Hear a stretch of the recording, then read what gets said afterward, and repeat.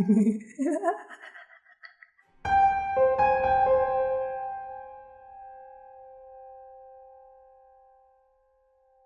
am now an adult and have not lived in this house in over 2 years. I have been through every possible explanation for the things not only I, but friends and family have experienced, and still, I cannot think of any logical reasoning for any of it. My family and I moved states when I was young, and to this house that we ended up staying in owning for about a decade. When we eventually moved to a different house, this place took a long time to sell. A very long time.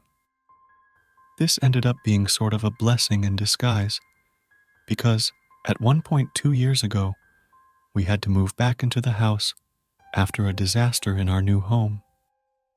Throughout my childhood, I had things happen to me that disturbed me beyond belief. For example, every night, like clockwork, I would hear footsteps on the staircase. My siblings and I all lived upstairs, while our parents resided downstairs. For the longest time, I just thought it was our parents up in the night, coming upstairs to check on us. Maybe they heard somebody still up, because it wasn't uncommon for them to come upstairs if they had. I assumed this for a bit, until I started realizing that these steps up the stairs weren't going to anybody's room. The landing at the top of the stairs was just the hallway that led to bedroom doors, a rather open concept, but each night the footsteps would stop right as they reached the top, outside of my bedroom door. They would walk up, stop, and then walk back down. Now, don't get me wrong, this was a very old house. It's impossible to move in that place without somebody hearing you. For the longest time, I tried to pass it off as an old house, settling, because if you've ever lived in an old house, you know they make some crazy sounds. But the problem with this is because it's a loud house, footsteps are incredibly distinct. I heard each individual step on each stair. Finally, one night I just couldn't sleep. Many times the footsteps would wake me up in the night, but this time I was already awake. Thinking it was my parents, once they got to the landing and stopped at my door, I decided to go see them and complain that I couldn't fall asleep. But then I opened my door, and I was met with a dark hallway with nobody in it, and everything was still. I was, obviously, spooked, and I shut my door and practically ran back to my bed. Moments later, what did I hear? The footsteps, going downstairs, one stair at a time. I've wondered about sleep paralysis, but the very thing I lacked every time I heard it was paralysis, and even sleep sometimes. The problem is, I was not the only one to hear these footsteps, but I had childhood friends who would stay the night and think my parents were coming up, just to see nobody was there. I was alone in the house one day. We would often do yard work outside as a family on weekends during warm weather, as we had a lot of weeds and other growth, and I had come inside to get a drink. To make this make the most sense to you, I'll say it now that we had already finished the backyard and had moved to the front, so everyone was in the front yard. I was in the kitchen with a window that faces the backyard when I noticed there was a shadow next to mine. I looked out the window to see if somehow somebody was out there, maybe a neighbor, but nobody was there. I felt watched and ran upstairs to my room, feeling like I was being chased, but kids always think somebody's chasing them when they're scared. The bigger issue is when I finally got the courage to leave my room. Walking into that hallway, I heard a voice shout my name directly into my right ear. Believe me or not, but I remember this in vivid detail. Even how the voice sounded, how I felt something against my neck, and the terror I felt as I ran back to my family, who were all still outside and had not come in since I did. Perhaps the most damning evidence for me at this point happened when we had to move back into that house 2+ years back. The reason this is so damning to me is because it finally started happening to my family. I tried for years to get them to understand the things I was experiencing in that house, but none of them ever believed me.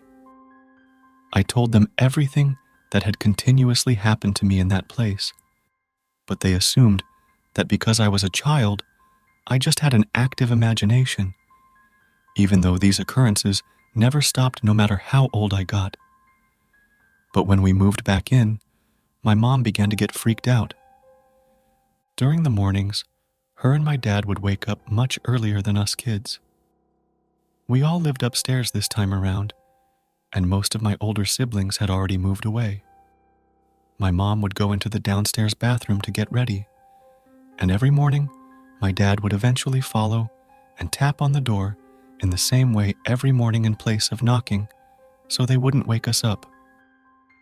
Again, you can hear everything in this house. But this system became a problem, because my mom heard the tapping on the door, said, "Come in," like usual, but got no response. She eventually opened the door, but my dad was not there. He hadn't even come downstairs. He remained asleep in their room. The other instance that she could not find an explanation for in the slightest happened when it was just her, my sibling, and me home. My dad was at work, and we were each in one of the 3 bedrooms upstairs. We had a bigger dog living with us. Important context there. From my perspective, I heard a loud bang on the door to the room my parents were staying in, as if our dog, who had been with my sibling, had been released, and she jumped on the door because that behavior was not uncommon for her. But as I opened my door, my mom and sibling came out at the same time as well, our dog leaving the other room for the first time. My mom had assumed the same thing I did, and that's when we all realized that the door had been slammed from the outside, completely on its own. During this same temporary stay, I was able to capture video evidence of something happening for what I believe is the first time. I was up late, as per usual, in the kitchen downstairs. I was the only person awake, the only person downstairs, and I was the only person to witness this. I was recording a Snapchat video when the loudest bang I had ever heard came from the other room. But at the time, as I heard it on my own, it was so loud, I was convinced lightning had to have struck close outside, because there was genuinely no other explanation for what could have been so deafening. I wish I was exaggerating when I say this sound caused my ears to ring.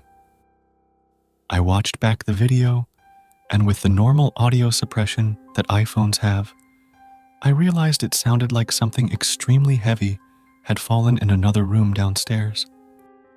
It's important to me at this point to stress that it so clearly came from downstairs, especially since the bedroom above my head was carpeted, and even if it had come from upstairs, there was no way in hell that sharp of a noise could have come from something falling on the thick carpeted floor. Being older and braver at this point, I went to investigate. I know, I would die first in the horror movie, but I needed for my own sanity to debunk this. My first thought was that maybe my mom's straightening iron or something had fallen from the bathroom sink. That would make sense. Still should not have been that loud, but I wanted to find the source of this sound. I wanted there to be a reason, but I searched the entire first floor far and wide. Nothing had fallen. Nothing was out of place. I brought it up to my family the next day, able to present them with video evidence that this had happened, and none of us could figure out how or why. Even the most stereotypical thing happened years prior, when at one point we found an extremely old picture of a little girl, stuffed away behind a shelf in a closet that we had used for years, and the picture was not ours. It was none of our relatives. Part of me wonders if she had something to do with the things happening there. Any time I have stepped into that house after moving out of it, and before we finally sold it, I have felt nothing but dread. A cold fear used to wash over me, and the hair on my arms and neck stood up. There is still so much more that I have left out. So many things that to this day, I would swear on anything have no other explanation, including a time I'm pretty damn sure possession was involved. I've even wondered about carbon monoxide poisoning, because I'm fully aware that's a problem, especially in older houses. But we had the place checked. We had to have multiple inspections in order to even sell it in the first place, and we had tried numerous times over the years to sell it to no avail, and not once was there a leak. As a child, sure, I didn't try so hard to debunk the things I was experiencing, but when I got older, that's all I tried to do. And never, not once, could I find an explanation for the horror that is that damn house. And since they have now experienced it as well, neither could any of my family members. But the house has been sold. It's somebody else's damn problem now. I can only hope they're faring better than I did. Thanks for watching our video.